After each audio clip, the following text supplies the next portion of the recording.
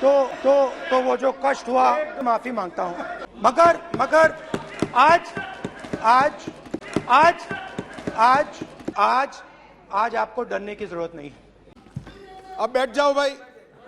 मैं उनको इतना ही कहना चाहता हूं, इसका उद्देश्य जनता में भ्रांति खड़ी करने का उद्देश्य। भारतीय लोकतंत्र को ये तीन नासुरों ने घेर लिया था।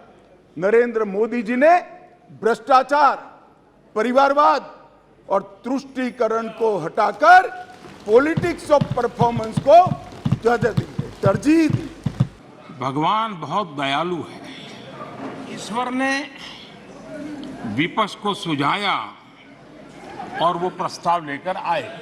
विपक्ष का अविश्वास प्रस्ताव हमारे लिए शुभ होता है। 2024 के चुनाव में पुराने सारे रिकॉर्ड तोड़ करके भव्य विजय के साथ जनता के आशीर्वाद से वापस आए। आपको गरीब के भूख की चिंता नहीं है, सत्ता की भूख, यही आपके दिमाग पे सवार है। मोदी जी ने आज नारा दिया है, भ्रष्टाचार क्विट इंडिया, परिवारवाद क्विट इंडिया, तुष्टीकरण क्विट। आपको देश के युवाओं के भविष्य की परवाह नहीं है, आपको अपने राजनीतिक भविष्य की चिंता है। आप झूठे और अपने कट्टर भ्रष्ट साथी, और तो मैं तो देख रहा हूं सोशल मीडिया में आपके दरबारी भी बहुत दुखी है कि फील्डिंग विपक्ष ने ऑर्गेनाइज की, लेकिन चौके छक्के यहीं से लगे। इधर से सेंचुरी हो रही है, उधर से नो बॉल हो रहे हैं। आप तैयारी करके क्यों नहीं आते जी? थोड़ी मेहनत कीजिए। और मैं 5 साल दिया आपको मेहनत करने के लिए। 18 में कहा था कि 23 में आप आना, जरूर आना। 5 साल भी नहीं कर पाए आप लोग। क्या हाल है आप लोगों का? देश को आपने निराशा के सिवाय कुछ नहीं दिया है। आप शांत रह सकते हैं, क्योंकि मेरा भाषण आज दूसरी डायरेक्शन में जा रहा है। दिल से आते हैं वो शब्द, दिल में जाते हैं। और मैं बैठो, बताता हूं भाई। आप योजना तो बनाते हो, करते नहीं हो। 85 पैसा एंजॉय करने वाले लोग हैं, क्योंकि अब भारत सरकार रुपया भेजती है तो सीधा रुपया पहुंच जाता है। जिनके वही खाते खुद के बिगड़े हुए हैं, वो भी हमसे हमारा हिसाब लिए फिरते हैं कि आखिर आपकी मजबूरी क्या है? क्यों अधीर बाबू को दरकिनारे कर दिया गया? अधीर बाबू को क्या हाल हो गया? उनकी पार्टी ने उन्हें बोलने का मौका नहीं दिया। पता नहीं कलकत्ता से कोई फोन आया हो, लेकिन गुड़ का गोबर कैसे करना उसमें ये माहिर है।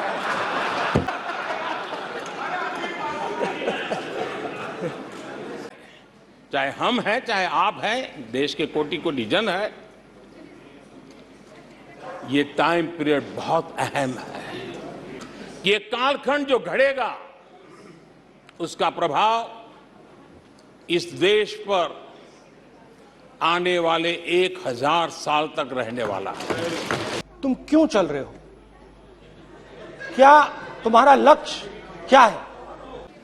देश का विकास, देश के लोगों के सपनों को पूरा करने का संकल्प, और उस संकल्प को सिद्धि तक ले जाने के लिए जी जान से जुट जाना, यही समय की मांग है।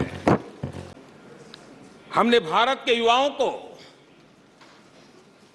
घोटालों से रहित सरकार दी है। और वैसे तो ये लोग मुझे दिन रात कोसते रहते हैं, उनकी ये फितरत है। और उनके लिए तो सबसे प्रिय नारा क्या है? मोदी तेरी कब्र खुदेगी। विपक्ष के लोगों को एक सीक्रेट वरदान मिला हुआ है। हाँ, ये लोग जिसका बुरा चाहेंगे उसका भलाई ही होगा। एक उदाहरण तो आप देखिए, मौजूद है। क्या कुछ नहीं किया गया, लेकिन भलाई होता गया। हमारे बैंकों की सेहत को लेकर के भांति भांति की निराशा, अफवाह फैलाने का काम इन्होंने पुरजोश किया। और जब इन्होंने बुरा चाहा बैंकों का, तो हुआ क्या? हमारी public sector banks net profit 2 गुने से ज्यादा हो गया। जैसे आजकल खेतों में जाकर के वीडियो शूट होता है, मालूम है ना? हाँ? खेतों में जाकर के वीडियो शूट होता है। हाँ। वैसा ही उस समय HAL फैक्ट्री के दरवाजे पर मजदूरों की सभा करके वीडियो शूट करवाया गया था और वहां के कामगारों को भड़काया गया था। अब तुम्हारा कोई भविष्य नहीं है, तुम्हारे बच्चे मरेंगे, भूखे मरेंगे, HAL डूब रहा है। देश की इतनी महत्वपूर्ण इंस्टीट्यूट को इतना बुरा चाहा, इतना बुरा चाहा, इतना बुरा कहा कि वो सीक्रेट आज HAL सफलता की नई बुलंदियों को छू रहा है। ये लोग देश की जिन संस्थाओं की मृत्यु की घोषणा करते हैं, उन संस्थाओं का भाग्य चमक जाता है। कुछ दिन पहले मैंने कहा था कि हमारी सरकार के अगले टर्म में,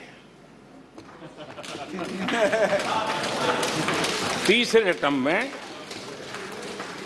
भारत दुनिया की तीसरी टॉप अर्थव्यवस्था बनेगा। कांग्रेस के लोग क्या कह रहे हैं? कांग्रेस के पास न नीति है, न नियत है, न विजन है, न वैश्विक अर्थव्यवस्था की समझ है और न ही भारत के अर्थ जगत के ताकत का पता है। शायद मुझे ही नहीं मालूम था, गहराई से मुझे मालूम नहीं था। जिस चीज के लिए मैं मरने को तैयार हूं, उस चीज को मैं समझना चाहता था। मैं बताता हूं, बैठो ना, बैठो ना। हर घर नल मोदी जी ने पहुंचाया, बिजली मोदी जी ने पहुंचाई, PM किसान 2.5 लाख करोड़ मोदी जी ने पहुंचाए, 3 करोड़ लोगों को घर दिया, 60 करोड़ लोगों को 5 लाख का स्वास्थ्य का खर्चा दिया, बैंक खाते 49 करोड़ से ज्यादा खुलवाए, डायरेक्ट बेनिफिट ट्रांसफर में 25 लाख करोड़ रुपया भेजा, 80 करोड़ गरीबों को वैक्सीन लगाकर अनाज दिया। अविश्वास आपको है, देश की जनता को अविश्वास नहीं है, वो मोदी जी के साथ। कांग्रेस के शासनकाल में अर्थव्यवस्था दुनिया के क्रम में 10, 11, 12 इसके बीच में झोले खाती थी, झूलती रही थी। लेकिन 2014 के बाद भारत ने टॉप 5 में अपनी जगह बना ली। 2028 में आप जब अविश्वास प्रस्ताव लेके आएंगे, तब ये देश पहले 3 में होगा। ये देश का विश्वास है। कांग्रेस के प्रति नो कॉन्फिडेंस का भाव बहुत गहरा है भारत के लोगों में। 61 वर्षों से तमिलनाडु के लोग कह रहे हैं कांग्रेस नो कॉन्फिडेंस। पश्चिम बंगाल के लोग 51 सालों से कह रहे हैं कांग्रेस कांग्रेस। 35 वर्षों से त्रिपुरा के लोग कांग्रेस को कह रहे हैं कांग्रेस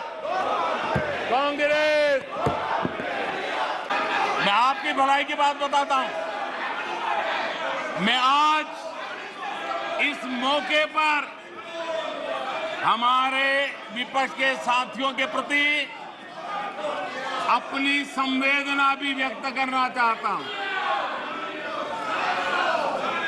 कुछ ही दिन पहले बेंगलुरु में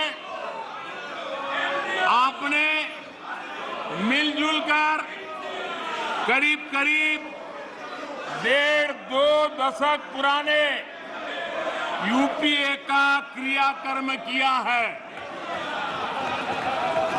उसका अंतिम संस्कार किया है।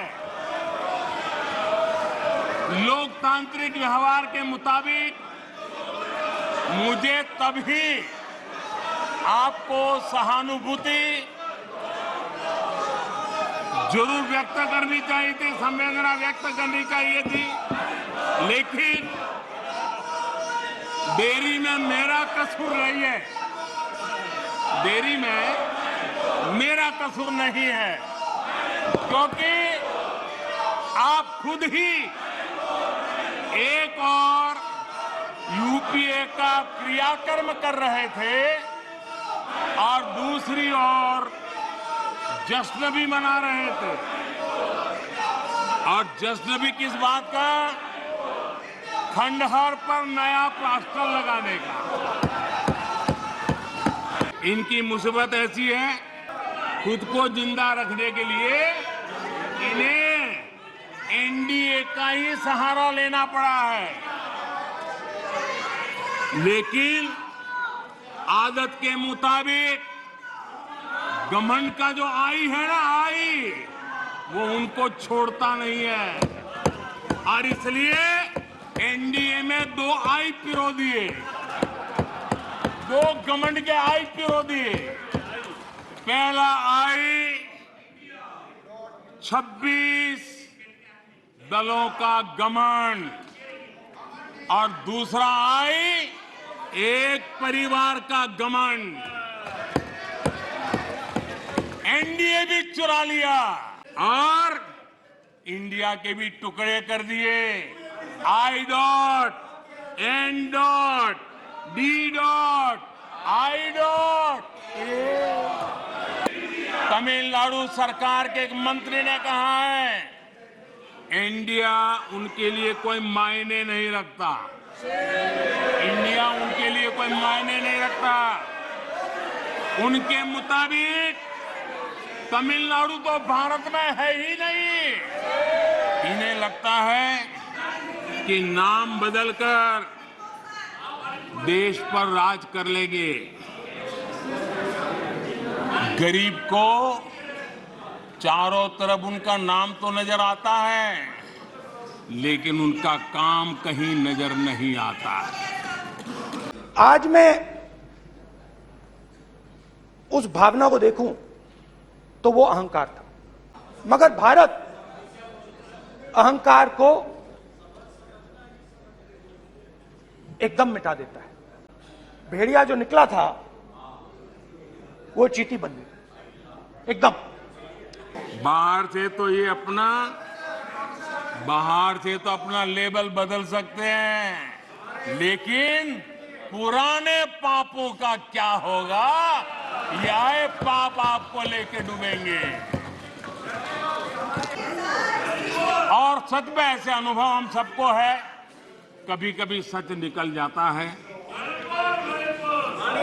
लंका हनुमान ने नहीं जलाई, लंका हनुमान ने नहीं जलाई, उनके घमंड ने जलाई। और ये बिल्कुल सच है। आप देखिए, जनता जनार्दन भी भगवान राम के रूप की है। जनता जनार्दन भी भगवान राम के रूप की है, और इसलिए 400 से 40 हो गए। मैं कांग्रेस की मुसीबत समझता हूं। बरसों से एक ही फेल्ड प्रोडक्ट उसको बार बार लॉन्च करते हैं, हर बार लॉन्चिंग फेल हो जाती है। इसलिए देश की जनता भी कह रही है ये है लूट की दुकान, ये है लूट की दुकान, झूठ का बाजार। ये है लूट की दुकान, झूठ का बाजार। इसमें नफरत है, घोटाले हैं, तुष्टीकरण है, मन काले हैं। परिवारवाद की आग के दशकों से देश हवाले है। और तुम्हारी दुकान ने इमरजेंसी बेची है, बंटवारा बेचा है, सिखों पर अत्याचार बेचा है, झूठ कितना सारा बेचा है, इतिहास बेचा है, उरी के सच के प्रमाण बेचा है। शर्म करो नफरत की दुकान वालों, तुमने सेना का स्वाभिमान बेचा है।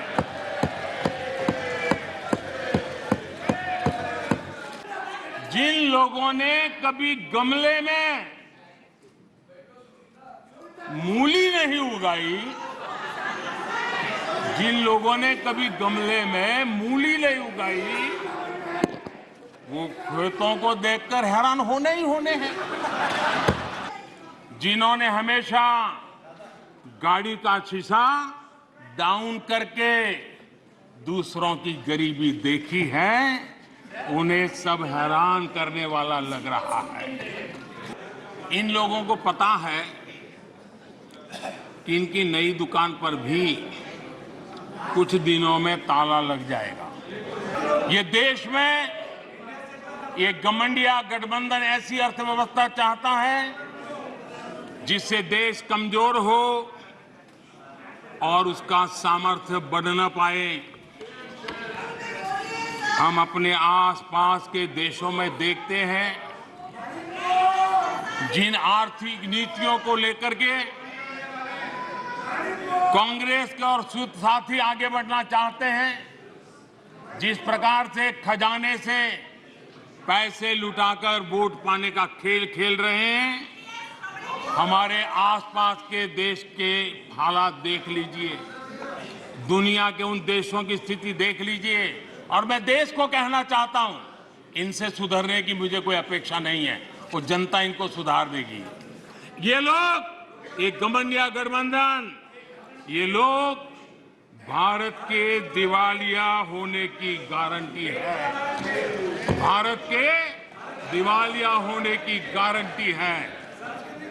ये इकोनॉमी को डुबाने की, ये इकोनॉमी को डुबाने की, ये डबल डिजिट महंगाई की, ये डबल डिजिट महंगाई की, ये पॉलिसी पैरालिसिस की, ये पॉलिसी पैरालिसिस की, ये अस्थिरता की, ये अस्थिरता की, ये करप्शन की, ये करप्शन की, ये तुष्टीकरण की, ये तुष्टीकरण की, ये परिवारवाद की, ये परिवारवाद की, ये भारी बेरोजगारी की, ये भारी बेरोजगारी की, ये आतंक और हिंसा की, ये आतंक और हिंसा की, ये भारत को 2 शताब्दी पीछे पहुंचाने की गारंटी है। ये मोदी देश को गारंटी देता है कि मेरे तीसरे कार्यकाल में मैं हिंदुस्तान को टॉप 3 की पोजीशन में लाके रहूंगा। ये मेरा देश को गारंटी है।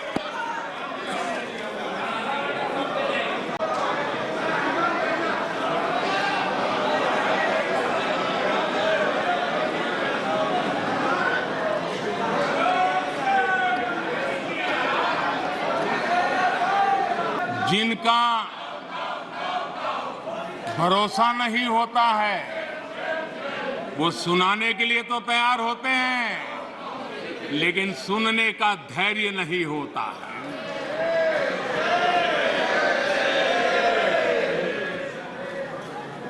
अपशब्द बोलो, भाग जाओ, कूड़ा कचरा फेंको, भाग जाओ, झूठ फैलाओ, भाग जाओ। यही जिनका खेल है। ये देश इनसे अपेक्षा ज्यादा नहीं कर सकता है। इरादा नहीं था और पेट में पाप था, दर्द पेट में हो रहा था और फोड़ रहे थे सर।